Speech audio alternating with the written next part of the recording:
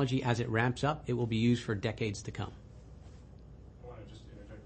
The one moment where you went over the first two texts and then you picked up the third one and said, with our latest technology, DBI, the first part of that, the audio, isn't quite there. Okay. And it's just that moment of explaining the number of connections with this technology. So if you want to be holding that already and just say it, I think that'll just give us the... Okay. So with our latest technology, which we call DBI, it allows for a substantially... let me start again. All right. With our latest technology that we call DBI, it allows for a substantial increase in the number of interconnects per unit area. So before we talked about 30 connections in that flip chip technology, and then we jumped up to about 600 connections for the micropillar technology. Now with the DBI technology, we're talking about somewhere between 100,000 to 1 million connections in that same area. And again, we're talking about area that's about the size of the tip of your finger. This is blowing my mind now. So you're saying for decades. So you're saying that whereas there's concern that we're not going to be able to continue on Moore's law with the pure density of transistors per unit area. Yep. With this, you're saying Moore's law could continue for decades. What I'm saying is there's another tool that we can use to scale performance, functionality per unit area. We've relied heavily on Moore's law, and the industry is still going to rely on it as much as it can. The reality is there are a select few companies in the world that continue to invest on the latest node, but it's becoming more and more difficult to do that. And the return on investment is getting more challenging to actually realize because it's so expensive to develop the technologies required to continue to scale according to Moore's law. And what I mean by that is we can't even scale in the same time frame any longer.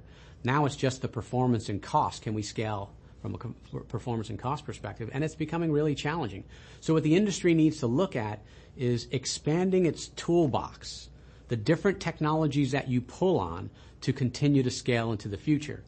This is a technology the industry is going to pull on, is pulling on today, and I expect to continue to pull on for many years to come. Why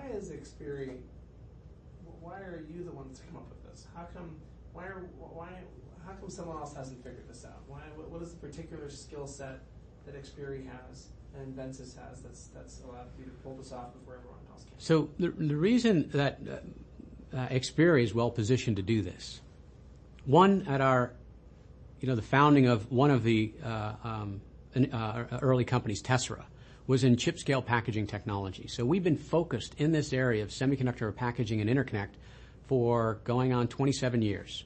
This is an area we know deeply inside and out, and we've worked with the leading semiconductor manufacturers, subcontract assemblers, the ecosystem throughout that period of time. We continue to innovate in that space, and we've brought in different pieces to the puzzle, if you will, to expand our own toolbox.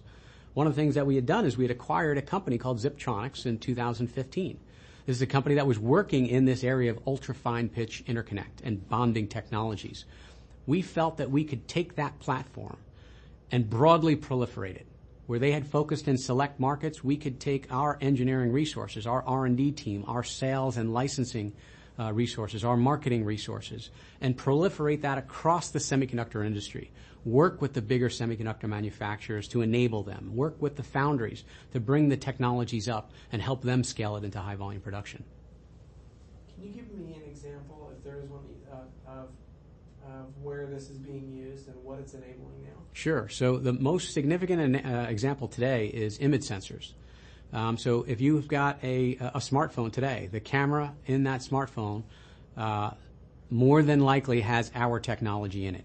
And it's how the image sensor itself is manufactured. One of the things the industry did in the image sensor space is it looked to continue to reduce the size of a given pixel on an image sensor. It had an issue with the amount of light that pixel could actually capture. And the problem is the way the device is manufactured, the pixels are at one level, and then there's electrical circuitry above the pixels. And so if you're shining light from the top side, what ends up happening is those traces that are above the pixels, they actually block some of the light from going down to the pixel. And so there's a term called fill factor. And that's sort of the amount of area of the pixel that you could